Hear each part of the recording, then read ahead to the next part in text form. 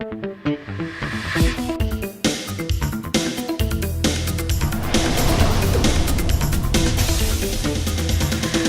последнее время в связи с высказыванием президента Владимира Путина о недопустимости принудительного изучения в школах национальных республик негосударственных языков народов России актуализировалась эта проблема.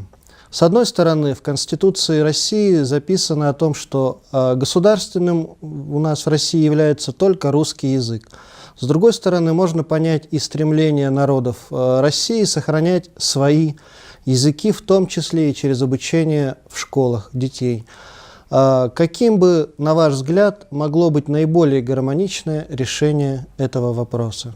Но у нас языковой вопрос, он не столько актуален, как в некоторых субъектах Российской Федерации стоит, потому что особенность Якутии заключается в том, что мы достаточно обособленная территория, и в свое время, когда вопросы стояли, как дальше нам двигаться, именно в этом вопросе, как нам выбирать, то у нас вопрос стоял только в одном, что те люди, которые имеют желание изучать тот или иной язык, они такое право имели и по Конституции Российской Федерации, и по Конституции Республики Саха-Якутия, по тем законам, которые мы принимали.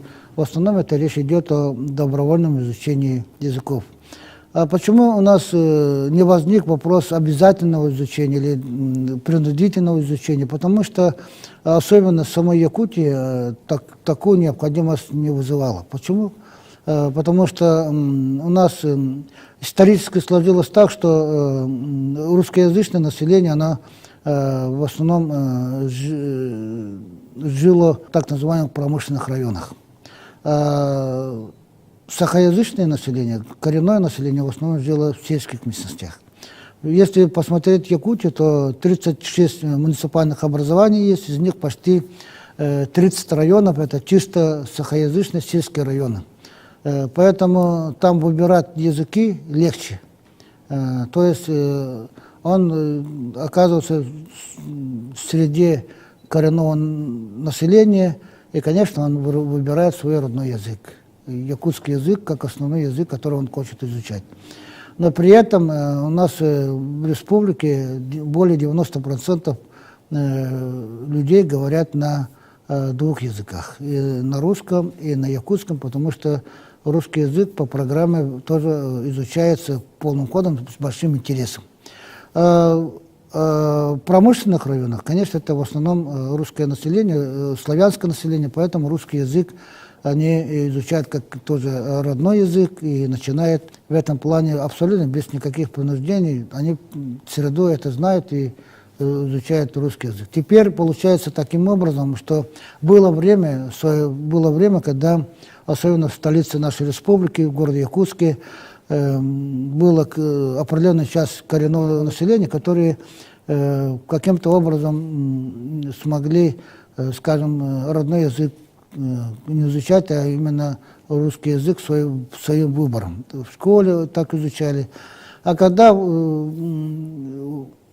сегодня ситуация немножко изменилась, именно изучение, приближение к своим исконным традициям, культуре и так далее, то они начинают понимать, что родной язык надо изучать. И, соответственно, возникает требование того или иного народа изучать, в частности, в городе Якутске, на том языке, который желает.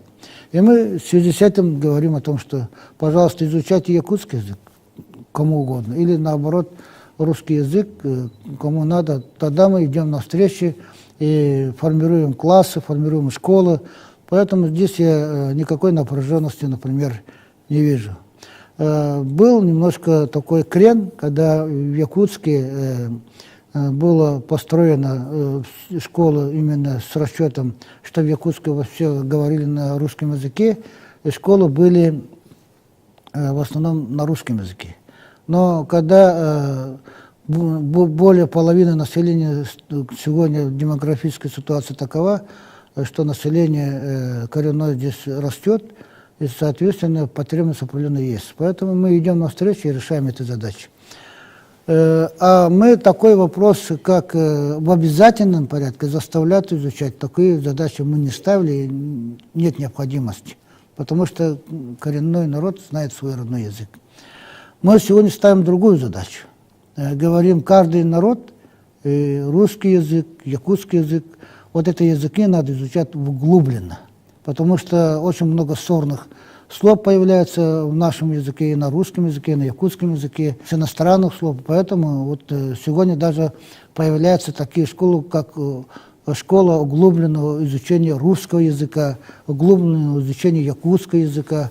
Я думаю, вот мы это дело должны поддержать, потому что в Якутии все-таки, в отличие, может быть, от некоторых субъектов, очень глубоко вникли в вопросах развития своей собственной культуры, традиций, обычаев и так далее. Мы все это поддерживаем, потому что народы, у нас же есть еще даже школу на армянском языке, на других языках народов. Мы все это поддерживаем, потому что у нас же много народов живет, более 120 национальностей и этносов живут. И они хотят тоже свои языки изучать. Поэтому мы все это допускаем. И при этом, конечно, основные государственные языки, в частности русский язык, все имеют возможность изучать и изучают. Потому что язык общения всех народов на территории Якутии является русский язык.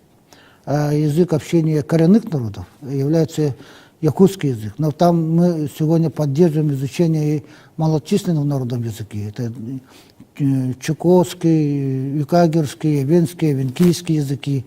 И мы им помогаем издавать буквари и так далее. Вот это, я думаю, что именно таким образом и языковая политика должна проводиться.